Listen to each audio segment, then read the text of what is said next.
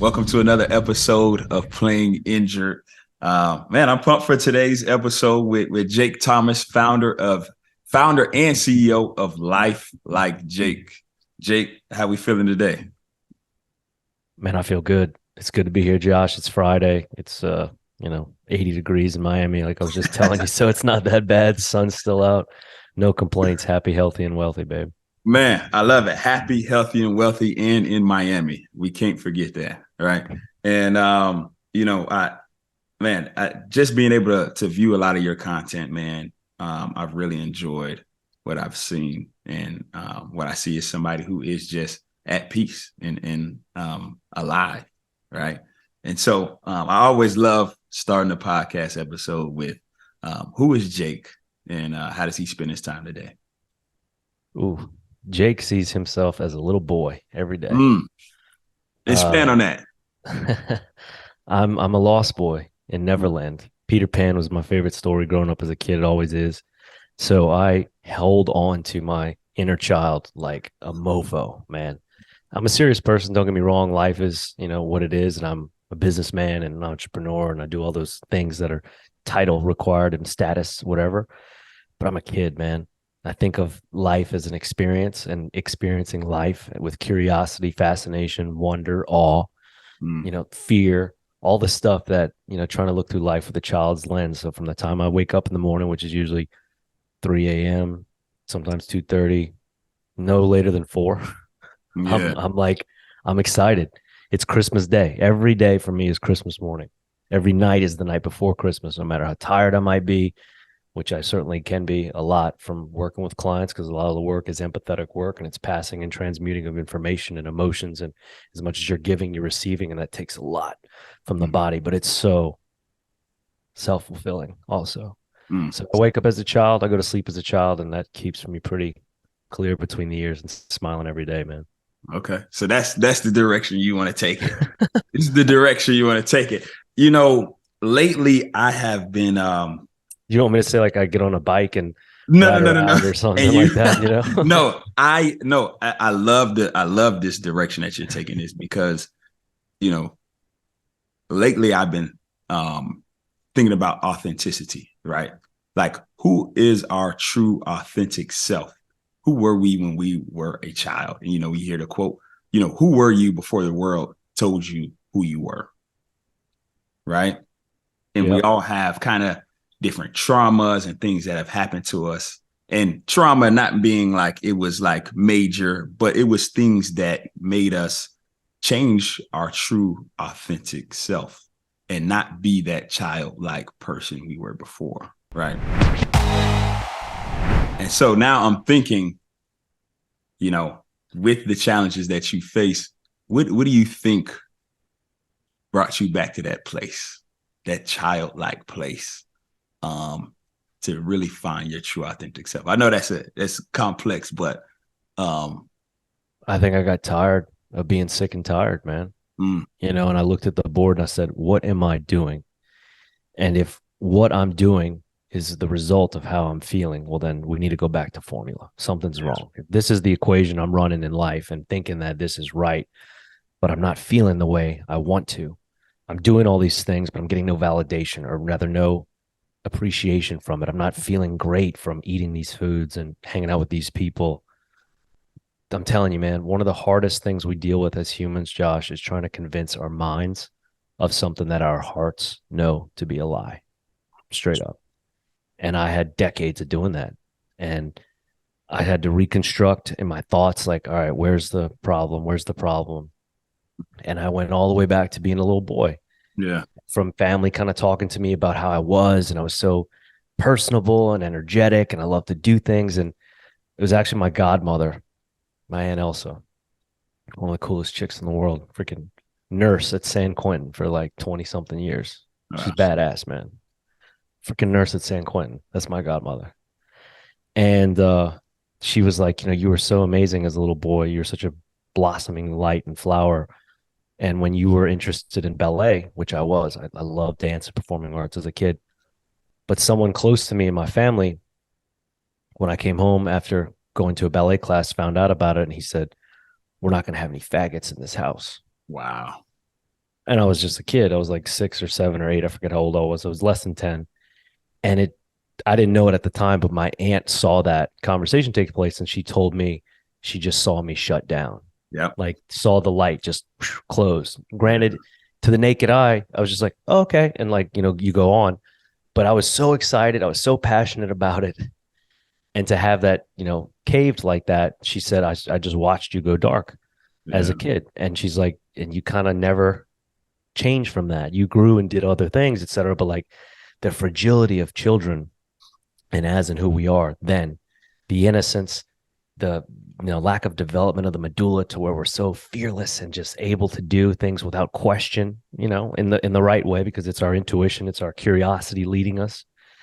Mine got shut down at a really young age, and it took her telling me this in the later years, in my 30s, and for me to go, wow, that's a big moment. And it was kind of like my eureka moment to begin what I've since gotten into, neck Yeah. deep.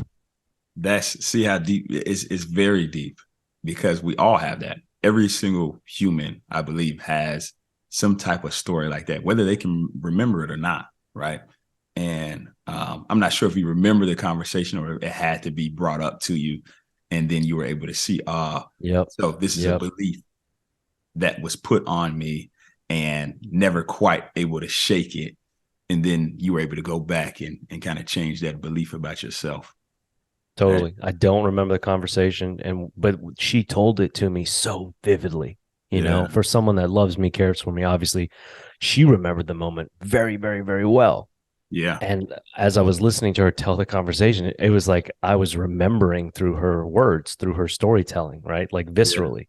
You can visualize it. Yeah, Oh yeah. Oh yeah. I could see the person saying it. I could see me just be like, oh, okay. And running off and then thinking like later parts in my life where I kind of just went with the crowd. Or if someone said, no, man, don't do that. I was like, okay. And just yeah, I kind of shut down, even though I thought it was super cool, like it was something I wanted to do. Like I remember in high school, I went to go sign up for ROTC because I was like, Marines are cool, military's cool. Like this is awesome. And I was in 8th grade and getting ready to start high school. And I was literally had signed up, and this guy that I barely knew walked past me. He's like, "What are you doing, man?" I was like, "I'm signing up for ROTC. It's cool." And he's like, "Dude, don't do that. It's a bunch of fucking losers." And I was like, "Okay."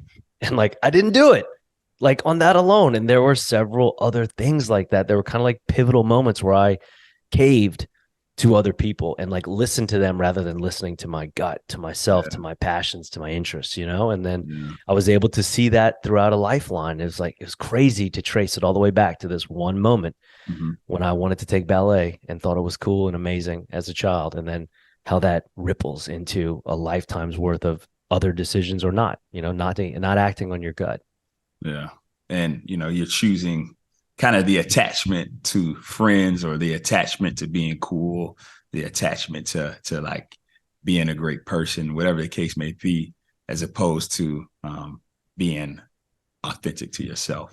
Being Because honest, being who you are, being happy with that, being proud of that, And I was like, I was so fixated on people's perceptions and what are they going to say? And like, can I fit in with these people? And am I going to be cool enough? I had such a self-conscious doubt. Like I had doubt about my self-conscious, yeah, like who am I? What was my self-esteem? I was so critical of of the perception, other people's perception of me that I was like trying to mold myself to fit their narratives better, to be more appealing, to be more yeah, likable, as opposed to like, I mean, now, thank God, and how much I love myself and how I am and just being yeah, happy. It's like, dude, it's always been about just being yourself, man. Like that's what makes you you. That's what makes you appealing. That's what makes you interesting. I mean, all of us to fit, their narratives it would make the world boring and yeah. monotonous, monochromatic. Like a buddy of mine told me this quote from his grandfather years ago. He's an old world guy, grow up in West Texas in the 20s and the 30s, and is just man, salt of the earth kind of man. And he's like, yeah, he left me this book, and in the book it said, remember, Donnie, it takes all the people to make a world. And I was Mm, just like, that sounds like something you know, not a baby boomer, but greatest generation kind of guy yes, would say, leave you with that. And I was like, damn, I love that, but it's true. it is. And that's all about authenticity. Yeah, 100%. And you said something big there. It's like building your self esteem, right? And when it comes to building your self-esteem, everything counts. Everything counts in your life that you do. Everything counts. And I know you talk about mind, body, soul, right? And I kind of wanted to go through this with you because I was really interested in how you practice keeping these things at the forefront of your life, right? How you kind of are purposeful and intentional about it, and the mind, body, soul. So what are some things that you do specifically for your mind, body, and soul that you think other folks could start to implement in their lives to start to build that self-esteem for themselves? You know, what I teach, Josh, is exactly what I use to save myself, which is amazing about the work, is that not only is it what I taught or used myself, it's what I use and practice every single day also. So when people ask, like, what do you do? And I'm like, this is what I do. And this is also what I teach. I'm not hiding anything. I don't sell products. I just show you this way. And by doing these habits habitually, without compromise, non-negotiably, consistently, with dedication, with purpose, your freaking life can change like that. So for me, it's having a wake up time that doesn't change, right? For sure. My alarm is set for 3:45, but like I said, sometimes it's 2 a.m. and I'm wired and I'm ready to go. Okay, we're going. I immediately get up and I'm just thinking alone in my head, thanking God, thanking the higher power, whatever, the creator, the something, for giving me another day, and how excited I am to be alive. Like I said, every day is Christmas morning. I immediately get into a stretching routine right after that. Start moving my body. A lot of downward dog, up dog, a little bit of animal flow yoga kind of stuff, a lot of thoracic twists, runner's lunge, crescent lunges, but definitely moving. A lot of early morning mobility. I'm a big believer in that because we've been static while we're asleep, even though it's, me, I usually only sleep 5-6 hours a night. Happily, by the way, not unhappily. Okay. Happily, 5-6 hours a night. We're static. We've been prone. The body doesn't want to just get up and sit down. Like right now, I'm actually sitting, and that's kind of abnormal for me. I'm at a stand-up desk in a draft chair, a draft stool, but I usually stand all day long. I rarely sit down during the day from the time that I wake up because, again, we are bipeds. We are meant to be moving. We are meant to be standing. We are not meant to be sedentary. Like furniture, the development of things, ergonomical equipment and whatnot was developed, yes, and there are benefits to that, but we naturally as humans are bipeds and we're meant to travel and be this way. So waking up first thing in the morning, I immediately get up and I'm just stretching, moving, go right from that into writing my thoughts, reflections on the night before, the day before, letting out any, I don't know, strange feelings maybe, or doubts or worries, literally verbalizing them sometimes as I write. Sometimes it'll be passages from a book. I might take 30 days and write passages from a book every single day for 30 days. I've done that a lot this past year. I love this, John Wooden, former coach at UCLA. I love his leadership book, and I've taken passages from that and written about that because it's about being a man. It's about being a leader. It's about being a person of character and having quality thoughts and congruency with your conscience and acting that way through life. And he was just deep, man. He was almost like stoic in his coaching system, and I very much align with that. And so I write these things. Why? Because our thoughts are things. And so for me, it's like I'm hammering it into my mind. I'm hammering it into my hands, the repetition, the mechanical kind of old school thing of writing, not doing an iPhone note, but taking out a freaking pen and having to write it, right? And having to get down there. Why also? Because it requires presence. Yeah.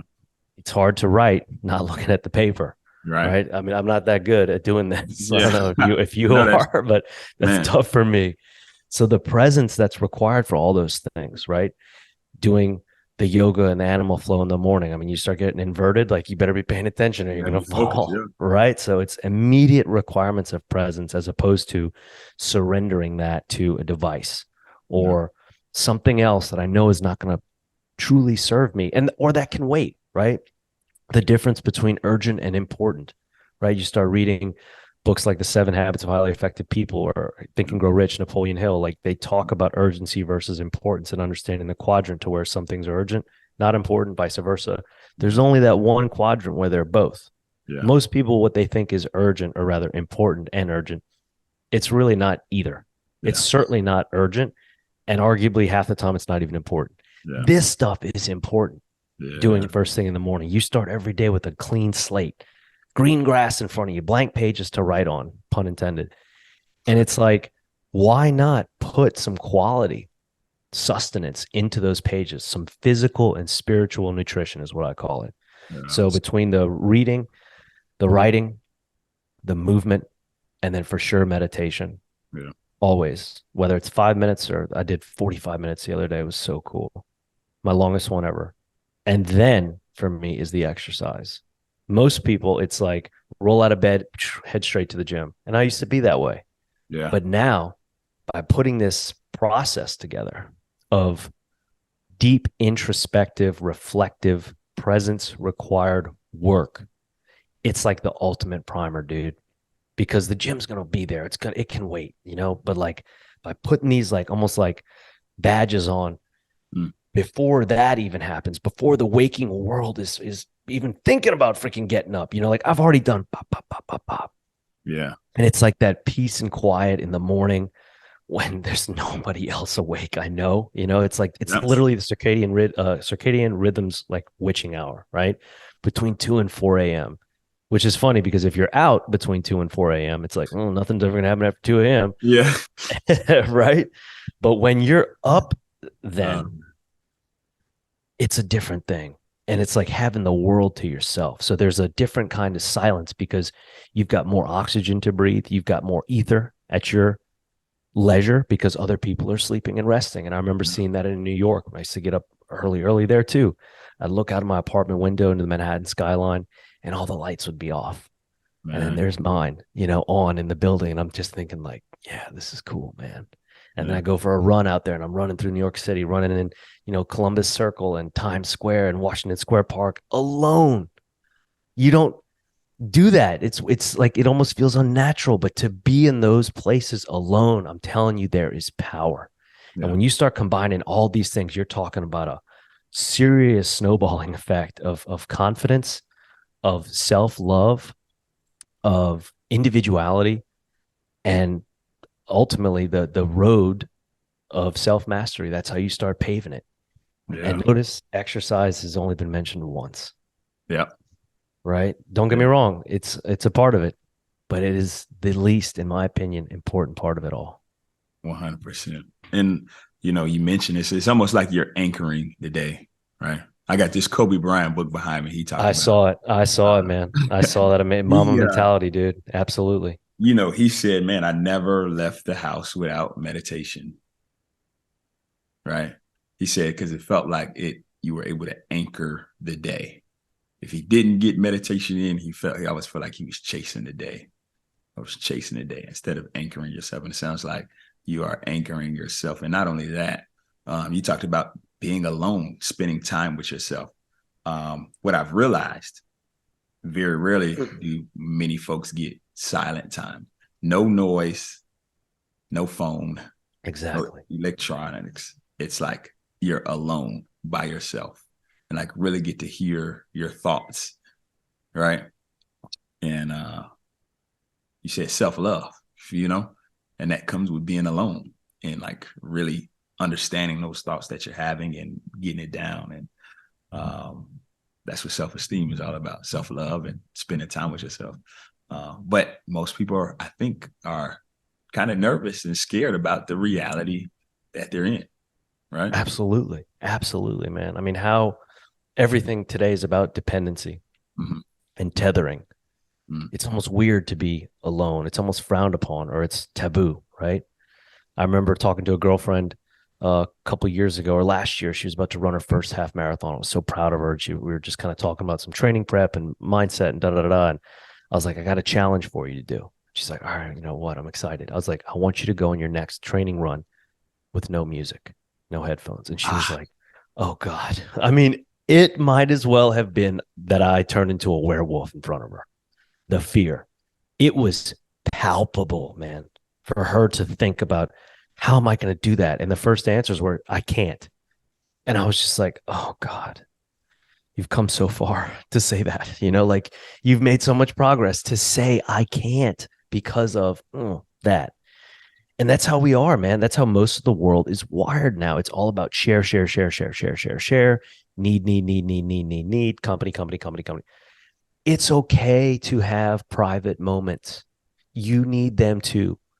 We all need that. It's not has to be, hey Josh, come on, let's go together. Like, dude, go do your thing. I'm gonna do my thing. Like, if we're in a Yeah. relationship, whoever needs the other one more is gonna lose. Yeah. Straight up.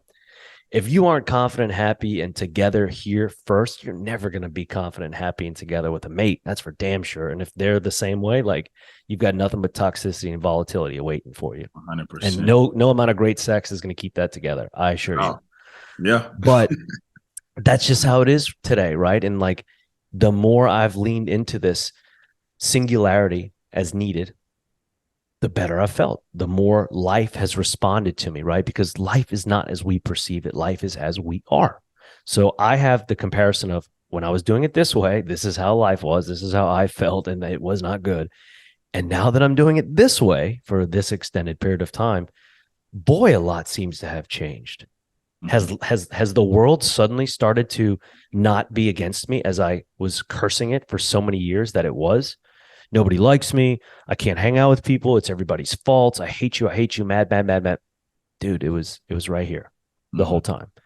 And now by prioritizing the self-care, the self-love, the leadership principles, right? Maintaining discipline, choosing purpose over pleasure, living with conscience congruence, right? When you finally learn to live in congruence with your conscience and really be in the right alignment with what you feel from inside, the world will give itself to you. People will come to you. I mean, like how you said earlier, how quickly I responded. I was like, fuck yeah, man. Like, let's talk. Let's You do know, it. like Yeah. sometimes there's weeks of waiting for people like, oh, I had another show, sign me up for like July. And they're like, yeah, we'll book you July 6th. I was like, dude, I might be dead, like Right. go for it. Like he's like, hey, how's July 6th work for you? I was like, let me check my schedule. But yeah, sure, man. That'll and it makes me laugh. Like my brother's an attorney. And during 2020, the court dockets all over the country got really, Yeah. really backed up. And he works in immigration court. So he's got federal courts to deal with as well.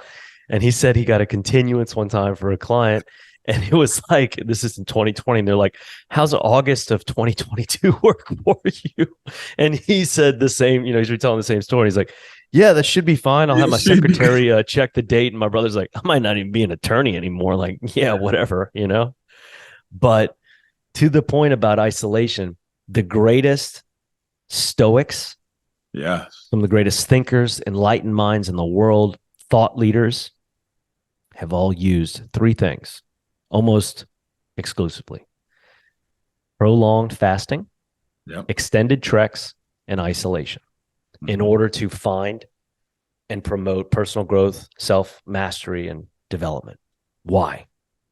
Because you can't freaking hear the voice of God, your inner voice, the voice of the universe, the talk that happens at these really high vibrations and frequencies that you can't freaking hear when you're digitaled up.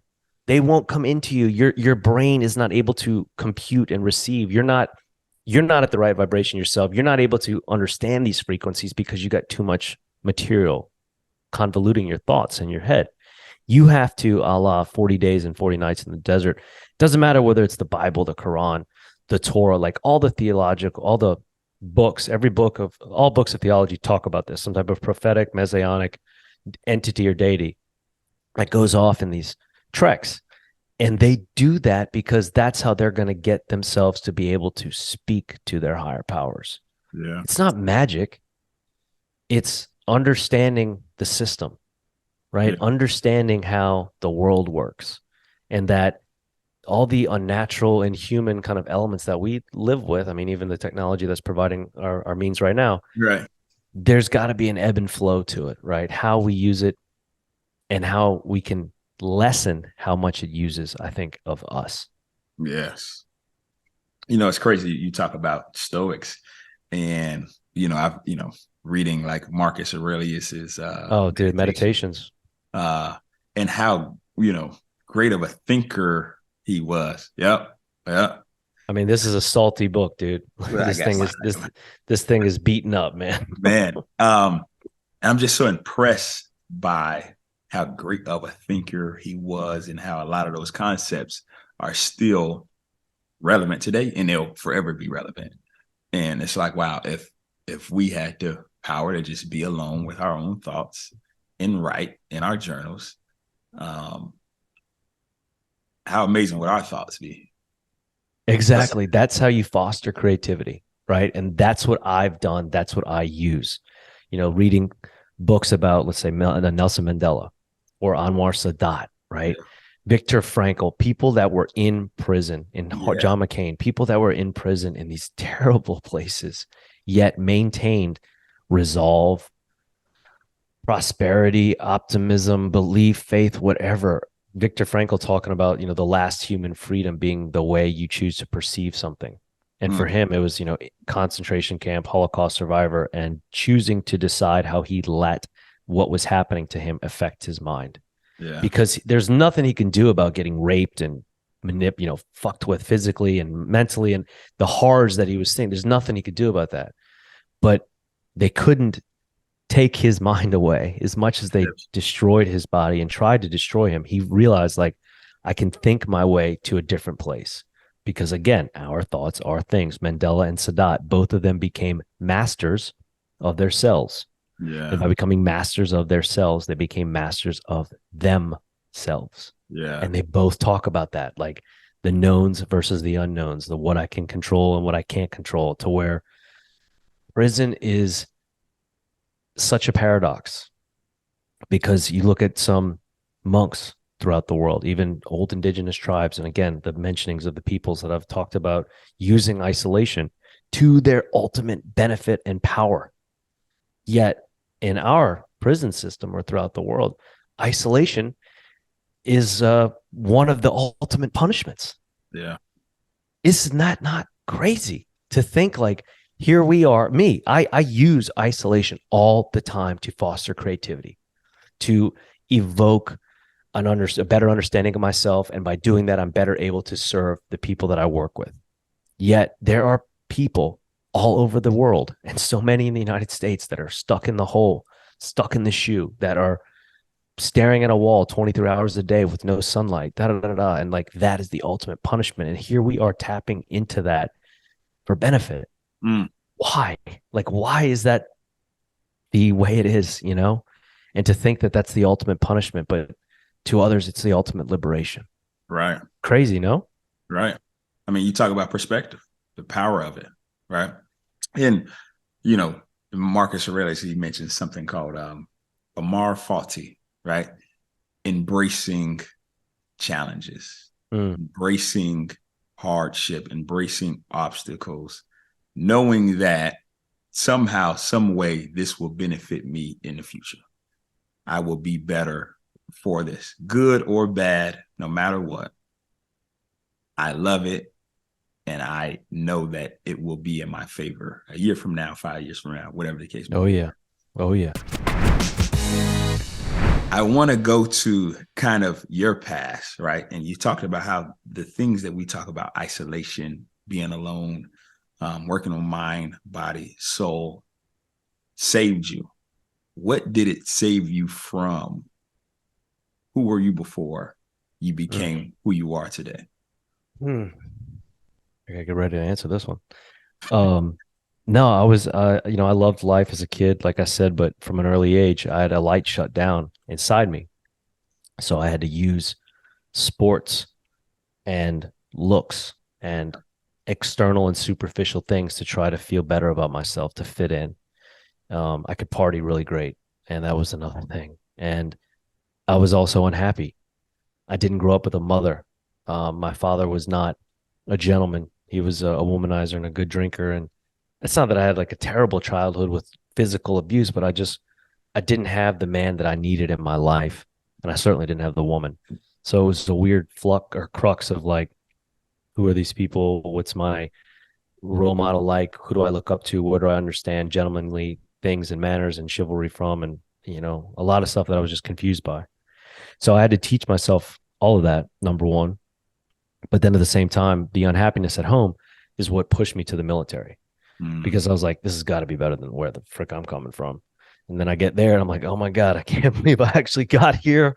Home wasn't that bad. But I started learning there that there was more benefit to be had than there was to complain about. And you're talking about making the best of something and being able to learn from, excuse me, adversity, failure, suffering, right? The road to self mastery is paved in suffering. Yes. And I didn't know it at the time, but I was laying bricks, dude, like big bricks, by what I was going through in life. Mother left at a very young age, big freaking brick. You're Yes. stuck with your father and his adulterous wife that was behind your mother's back for 8 years during their marriage. Big brick being laid. Yeah. Every person you meet in New Orleans that you grew up with, they think they're your parents, or they think she's your mother, and she's not. And you have to explain that, or you don't explain it, and you just eat it. And then your parents have this facade about them playing perfect couple in front of everybody, and you just take it. Big brick. Yes. And the bricks just kept coming because I'd get in trouble. I would do this. I'd get out of trouble. I'd find this. I would slip. I would slide. And so I was laying these bricks. And then I'd get out of the military and I'd lost my identity.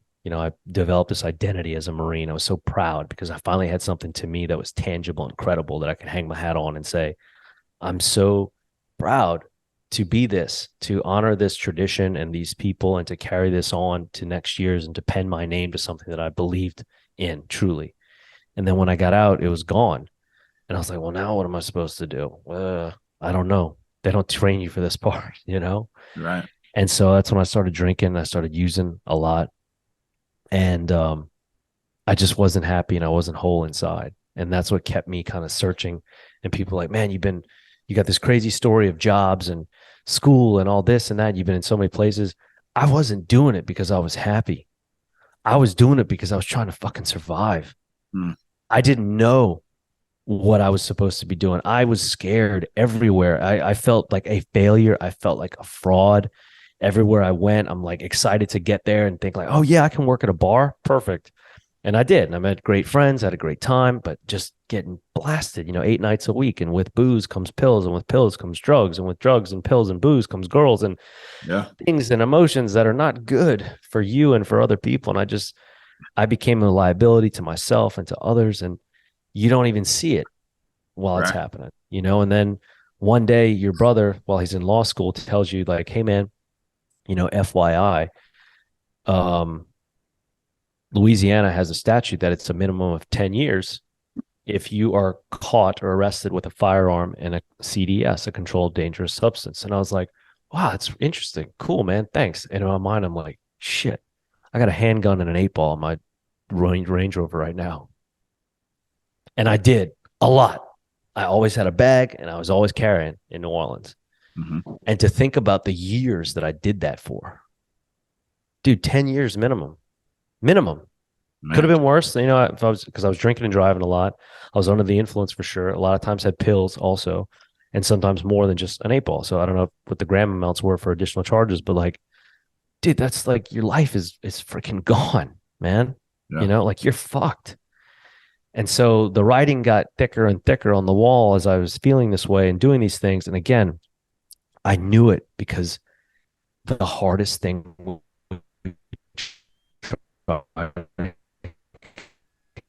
convince ourselves of, or our minds of, is something we know are lie. And I was totally this person, Mr. Cool, party all the time, lots of girls, always has the good drugs. Like I thought that was cool, man. I thought I was cool. I thought that was cool. I thought that's who I'm going to be. I'll make money to compensate for everything.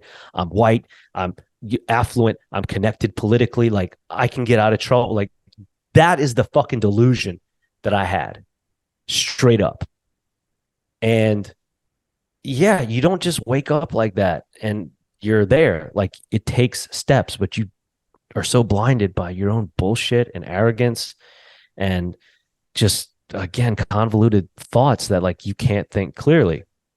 And it took me waking up in an elevator with the doors closing on me at like 7 o'clock in the morning because I've been there all night and thrown up all over myself. Don't remember how I got there, to kind of really say, okay, this could have been worse. Da, da, da, da. And then a couple OD things here and there, and checking into rehabs a few times. And I just finally was like, something's got to give, dude, you know? And when I started to try to get clean the first time, that's when I started to make my way up the mountain, you know? And like as a mountaineer, it's rare that people hit it first go and are perfect. You know, a lot of times it's you're up, you might fall down, the weather might shift, you got to wait, da da da. Well, like I was trying to go up Everest and like I kept getting blown off the mountain. I kept getting blown off the mountain constantly. And I'd go and fall all the way back down. I'm like, oh God, I got to get up and do this again. Fuck me. You know, and like to your point of the suffering thing, I just kept getting up, man. Yeah. You know, like I knew somehow that again, that conscience congruence and all that those bricks that I had laid, all the pavement that I'd put down, they weren't failures. Yeah. They might have hurt a lot of people, they might have hurt me a ton, but they're only failures if you don't learn from them, Yep. if you don't learn how to use them, to draw from them as experience, see them as a wealth of knowledge and not regret. Regret is great, don't get me wrong, and it's a great guideline. But if you look at the past and you're just like, oh, I'm so ashamed, like, I wish I could have been better. Like, well, yeah, we all wish we could have been better, but like, would you be who you are right now if it had not been for that slew of things? I don't know. I don't think so. And I'm pretty happy with who and how I am right now. Maybe could have saved some gray hair to some people Yeah. in my life, including myself. But that's how we learn, man. And if you can't be honest enough with yourself, have enough humility and accountability to say what you did to, you know, atone for sins or actions or otherwise, like that's the first step in growth for Yep. sure. Because it's easy to blame the world. I did. It's Yep. easy to use substances and alcohol to self medicate and step away into the shadows and escape reality. I did a lot. It's easy to get overweight and become just the party life guy that everybody else likes, even though you're unhappy with yourself. I did. Right. Because once you start changing and healing and being different than your group or your social circle, you know, Jim Rohn talking about you're the sum total of 5 people you spend the most time with. I looked around and like I was hanging around a bunch of junkies because I was a junkie. Yep. You know, my most frequent contacts were drug dealers and party girls and people that, you know, I'd stay up 3 days with talking about how we're going to change the world. And we never did a fucking thing. You know, it was all BS. And now the sum total of my 5 people are myself, my business partner, a billionaire, a several times over multimillionaire, and people that I just only keep for the highest substance because that's who they are, that's what they provide, and that's what I provide back. Why? And why do I have to say the money thing about it? Do you attract success or do you make success? I think success is far more attracted, Yeah. right? Meaning you don't just wake up and become this wealthy person. You're not Scrooge McDuck and you're in the swimming pool of gold coins just overnight. It finds you. You might have to take the steps to get there and create some things along the way, but like it's going to find you. And like, sure enough, within the last year, like I said, my life has changed radically through the implementation of my process and with life now seeming to reflect upon me what I'm giving out to it. 100%, man. I love that. And I love it's just, like I said, all those things, all those bricks that were laid, that were challenges, but it was really you building and getting back to that kid that was a ballerina, getting back to that kid who was authentic to himself and not looking to be validated by others through partying, through drugs, through whatever the case may be. And that's a big story that people can take away from it, right? Is that these challenges were not necessarily struggles. They were like you finding your way back to who you are today. And it's just crazy how you started the podcast like that, right? You being a child and somehow we've created a really good podcast episode through it. But it's some power there that I hope people can take away from it, that we are all having these challenges and it's all about the perspective and how you see it. one thing I want to chat about as we are winding down, right? I know you talk specifically about your diet and different things like that when it comes Oh to boy. nutrition, Oh right? boy. Yeah. Oh yeah. And so, it could be controversial the way you eat, right? People don't necessarily understand it. It's different than what most people have thought. They think, but we should be countercultural with what we're taught. We should, you know what I'm saying? Totally. So, Totally. tell folks, first of all, how do you eat? I guess, what have you eaten today? What have you eaten this week? What has that diet been like? So for the last since November 1st, or I Okay. should say June 12th of 2020, I've been 95% animal based. So predominantly carnivore, meaning animal products, animal byproducts only. And of the dairy that I consume, all of it's raw. So nothing pasteurized, Yeah. homogenized. It's all raw and real. Cheeses, yogurts, kefir, milk, etc. All the animal byproduct or animal products, meats, cuts, fowl, game. Doesn't need to be beef, just lamb, chicken, eggs, etc. Why? Because I had competed as a natural bodybuilder for several years, won a bunch of trophies, and finished pretty well at a world championship in 2019, top three in physique as a vegan of all things, because people said you couldn't do it. You won't be able to hang and you won't. I was like, okay, well, I'm going to do it. But before that, I dated a girl that was a vegetarian for over a year. So I was a vegetarian by default. I competed using the standard American diet or the SAD diet when I first started bodybuilding, then did the bro diet, low fat, high carbs, high protein, then did the if it fits your macros diet, which is not mattering what you're really consuming, just hit the numbers regardless of the quality. So I ate a lot of Popeyes because I love Popeyes. Man. New Orleans, obviously. And like I was like, oh, I can get the strips blackened instead of fried and like skip the fat and da da da, even though the quality of the chicken is not the most optimal. Love you though, Popeyes. Right. But still, if it fits your macros, it's like just hit the numbers, just hit the numbers. Don't worry about how bad the micronutrients are going to make you feel. And then I was a vegan for that last bit in 2019. And then a friend of mine was like, man, you should check out this carnivore thing, carnivore diet. And I was like, oh, it's like keto. I've done that before. He's like, no, bro, totally meat, just animal foods. I was like, yeah, so it's like keto. And he's like, no, dude. And he does it again. Break it down. And I'm like, I had to have a little humble pie and an ego check because I was like, dude, I just finished a world championship run. So like, I think I know, and I've been coaching professional athletes and models in New York as a trainer and a nutrition coach. And I had all this experience with diets and I hadn't had this one. And so I was very, like I said, ego driven on the response. He's like, dude, just read about it. I was like, all right, cool. I'm again curious, Josh. Even amidst my arrogance and all that, I was like, all right, I'll bite. Right. So I started reading about this and I was like, okay, it looks cool. I'll try anything for 30 days. Why not?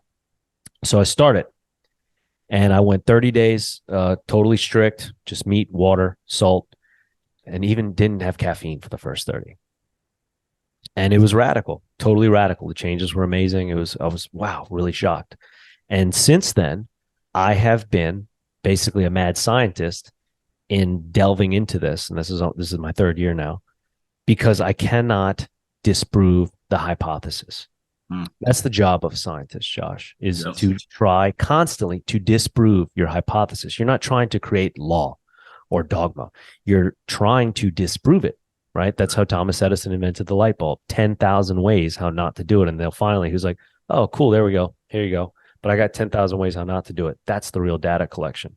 Wow. So every one of those other diets I subjected myself to for a minimum of 1 year, because to me, that's an adequate sample size to draw data from, as opposed to when someone's like, yeah, I tried the carnivore diet for like a week and it didn't. Shut the fuck up. Hey, I tried vegan for a month or like, shut the fuck up. Like, no, I did a minimum of a year for all those: vegan, vegetarian, pescatarian, Mediterranean, keto, Whole30, paleo, standard American, bro, if it fits your macros. And I don't know, probably some other stuff too, but minimum of a year. So where I was totally immersed. And since starting this one, either strict carnivore or animal based, I can't disprove it. I keep trying. Don't get me wrong. So to your question, since November 1st, I've been strict carnivore, meaning nothing but meat, salt, water, since November 1st of 2022. Why? Because I had clients come on board and they start not all of them, but many of them, what I call my 30-day carnivore reset. And a lot of times I do this with them. So that way they can see, hey, I'm right there with you, because I do not prescribe or write nutritionally or exercise or otherwise habits or anything to my clients that I don't either do still currently myself or have not done in the past. So whether it's with fasting, whether it's meditation, reading, writing, stretching, exercise, the diets, all of them, again, having used myself as the N of one to be able to draw the data from for a way of empathy. Because Right. I can't have someone come to me and be like, you don't understand. You've never eaten this way. The fuck I haven't. You don't if I could undergo a menstrual cycle to be able to understand what that feels like to You connect would do better it. with my female clients, I would absolutely do it, dude. Pregnancy, like anything to be able to better understand the people that I serve, for sure. Why not? Like, it's better for me, better for them, it's better for all of us if we could better understand each other, right? So the 30-day reset, 30 days strict, started November 1st, was the most recent cycle. And then for me, I was like, you know what? I'm going to push it. I'm going to go 66 because there's this an old Swedish psychology, behavioral psychology experiment about habit building. And they tested subjects. I forget how many, I forget the date, and I forget the doctor's name, which I know is terrible to try to quote for text. But they did a test of, I want to say it was 168 days or 150-ish days, and they found 66 to be the peak point of habit building. Not 30, not 28, not 6 weeks, but 66 days. I was like, okay, I'm going to go 66. Let's see what happens. And I've done this before, carnivore, for that period of time, but never like so strict that I was like, no fruit, no nothing, absolutely just dead on. And so started 66 days, November 1st. And then like 2 weeks into it, I was like, you know what? I'm going to push it a step further. Number one, because I lead from the front and I want my people to know, like, you may be suffering, but look, I'm going to show you, I'm going to suffer more to make Right. you not feel worse about yourself, but to know that you can still push it further. And I'm going to show you that it can be done, right? That you've got even more in the tank. So don't feel down. The struggle is good. It's confirmation of the work, but watch what I'm going to do to show you, like, there's even more to come. So at 2 weeks in, I was like, I'm going to put myself in a deficit as well, calorie deficit. And then I'm also going to do this one meal a day, OMAD, OMAD. So today is actually my 66-day OMAD completion. It's funny that we're having the podcast today because I've literally got it on my calendar with all my red X's. And today is circled because it's the day I finished my 66-day OMAD, or plus, 15 on top of that for the totally carnivore.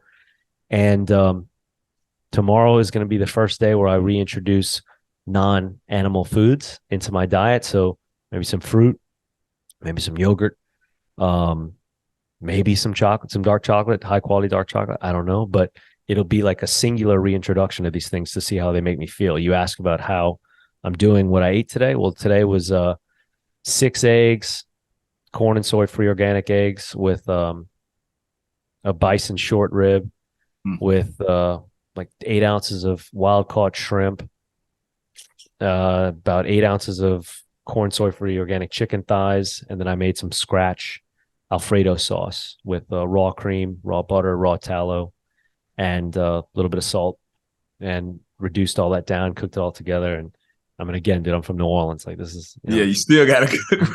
I live in the kitchen, and I love it. All Yeah. 66 days were one meal a day, and I've got it in my story so you can see the OMAD journey of every meal that I've had throughout, with whether it's bone marrow, testicles, liver, organs of all kinds, bison, chicken, fowl, lamb, fish, whatever, like going through the gamut of things. But it's not about how you look. Like, people need to see things to believe things. And I've posted my transformation throughout. Like, I started at 172.4 pounds. I weighed 157.8 this morning, or 157.6. So 15 pounds lost in 66 days. So that puts me about 1.6 pounds per week. I had a gain in lean body muscle from 88.1% to 95.5% of total body muscle. So my body fat went from about 8.1% down to what it is now, about 4.5%. So to think that this can't be healthy, and I was at the VA 2 days ago for labs, so they'll be back shortly. But the last time I did this was in August of 2022, and my scores were in the lower than 1 percentile risk for heart disease and arterial sclerosis. And I've been eating the same way, to where the VA nurse. She's like, wow, your labs are incredible. Your blood pressure, HDL, LDL, triglycerides, everything. What do you eat? And I tell them, they're like, oh my God, you got to change that immediately. And I'm like, you literally just told me I have the best labs you've ever seen. Right. One. And then the person telling me this doesn't look like you or I. Right. And I'm like, well, this is a weird place to be right now. I'm just gonna say, okay, yeah, I'll think about that. And I'm like, get the fuck out of my face, But again, seeing is believing. So people need to see the body. Otherwise, they're not going to believe it. They need to see the abs. They need to see all this shit that's really a byproduct of the lifestyle and the nutrition. But it's the feeling, man. That's the understanding. And I say that so seriously that I got this yesterday from a client that's been with me for 2 weeks. 2 freaking weeks, dude. Talking about a lot of regret he had, da da da da. And then saying, and I quote, my energy is so good right now. My mood seems way better also. I just feel less burdened, I guess. I've always been someone who gets shit done, but right now, some of the tasks just don't seem like a big deal. For example, moving and buying a new home can be stressful, but I don't even feel slightly overwhelmed at all for some reason. It almost doesn't seem logical that my nutrition would have that kind of impact on things, does it? He's on the 30-day reset, 2 weeks in. He's already been animal-based, but he's never been totally strict. Right. And I said, yeah, man, the single most effective thing we can do as humans to have the most profound impact on our health is controlling what we put into our freaking mouths. And that is my line I say to everyone. And then he goes, man, I heard that and I believe it. But there's a difference between belief and experience, I guess. Remember, feeling is understanding. And he says, if this is a glimpse of how I can potentially feel long-term, I'm very optimistic. That's 2 weeks, man. 2 freaking weeks. Another guy I had a call with earlier, a guy that I've known since we were in first grade together. He's been prescribed Xanax since he was an adolescent for anxiety and depression, like 9 or 10 years old. He's been with me for about 2.5 months now. It's been over 2 months since he's taken a pill, Xanax or otherwise, for antidepressant. No SSRI. It's been 30 freaking years that he's taken a pill every single day. He's been to psychologists, psychiatrists, XYZ different doctors. He's tried different medications. He's taken a pill or needed it every single day for the last 30 years. And he has not taken a pill since working with me for the last 2 months. What's changed? Just what he's eating. Those are 2 stories of thousands. What you are putting in your mouth. What you are putting in your mouth. It's not, dude, you're not losing the battle in the gym. You're not losing the battle in your mind. That's important. Don't get me wrong. But if you want to do the single most effective thing in regards to your health, it's about controlling what you put into your freaking mouth. I guarantee it. I'll stake my life on it. I'll bet my life on it. I'll put my business on it. You want to come and argue and I'll prove you fucking wrong. I guarantee it. It is controversial, highly, but come get some and I'll show you it's not. And it's honestly, it's just different than what the culture has put out. And I will ask anybody, should we be following what we see the culture do? If you want, depends on what, but like, for me, I even tell my business partner this: if there's a line somewhere to get something, I probably don't want it. Yeah. Meaning, if people are standing in line somewhere for something, a product, let's say, obviously there are cues. Popeye's chicken sandwich. Remember that? Yeah, dude. Yeah, with the war between them and Chick-fil-A, right? Yeah. Like the lines, like for example, I did this came up because I was walking through the Union Square Farmers Market in New York City a few years ago, and every purveyor had a huge queue, and it was like the bread place, the sweets place, the this place, the treats, the snacks, and there was all like vegan sweets and treats and loaf artisanal bread and like veggies, da da da da. And then I come across like this dairy and egg farmer, and there's no line. Right. He's got grass-fed meats, organs, bone marrow, like all the good stuff. And I walk up to him, no line, every other place is a line. I walk up to him. Oh man, can I get that 6-pack of eggs you got there? He's like, oh dude, I can't sell them to you because one's missing and one's broke. I was like, oh shucks. And he goes, you know what? Here, man, you can just have it. And I was like, oh dude, no, let me at least pay you like $5 for them, But literally, he's like, here, man. Just take it for free. All these other people are standing in line for booze, Yep. sweets, processed and refined sugar, junk food, essentially. Let's call That's, it poison. This guy is literally extending his hand, offering me life. What are eggs? They're embryos. What are embryos? They are life. For free, dude. It fucking split my wig open right then and there. And I said, my God, this is a lightning bolt epiphanic moment, if that's a word. I had an epiphany for sure right there. Lightning struck my brain in that moment. I will never forget it. This man extended to me life in his hand for free. And right there was the beginning of me going, okay, if there's anything on, for a line, I probably don't need it. If yeah. it's advertised for on TV, I probably don't need it. So like right now, I'm in the process of trying to get rid of my car again because I don't want it. I don't need it. I don't want car insurance. Everything that's pitched to us on television, for the most part, all the food, it's 99% garbage, straight up. The booze, it's going to poison your mind, rot your cells, keep you stupid, keep you weak, make you valuable because you're a weak and sick person. Wow. Insurance, credit card debt, loans, mortgages, everything's about stabilizing the economy. Nothing is actually to the benefit of the individual. The food, again, I don't know where to start. Where's the commercials for the small farmers and the people that can actually nourish and help our minds and bodies live better and longer? No, it's about pills, pharmaceutical drugs, da da da da.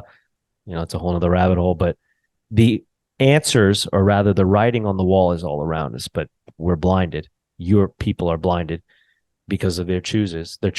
And so many of those choices have to do with what they put into their mouths. Next time you're at the airport, it's the best place to watch. You'll see everyone in there sitting down, number one. They're all neck broken like this. On the phone. No one is reading a book.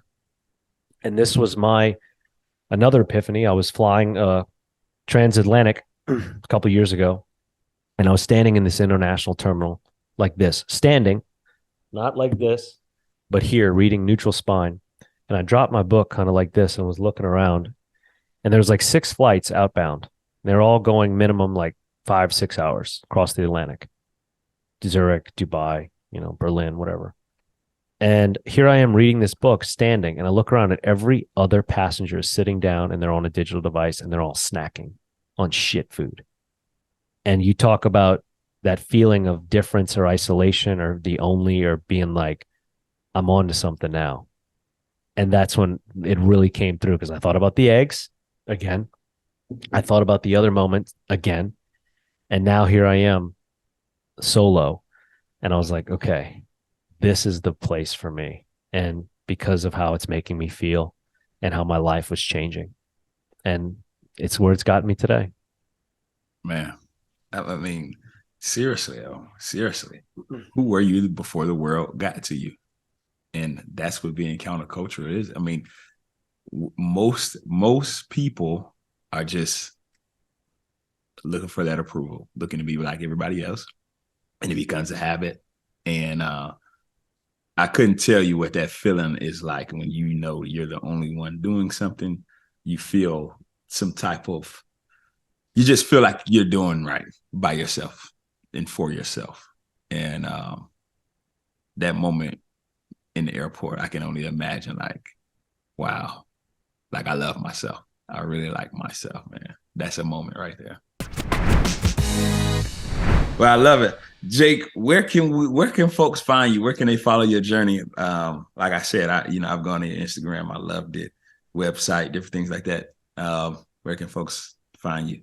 I'm most active on Instagram. You can find me at Life Like Jake on Instagram, and then also on the website, lifelikejake.com. And on the website, you can apply to work. Applications are taken on a case-by-case basis to assess kind of viability and candidacy of clients. Space is always limited because I got people knocking like crazy, because there's a lot of sick people out there, and there's a lot of people that want to take the challenge because they think they have what it takes, so they're going to debunk it or they're going to disprove it, and then they come and fail in a good way.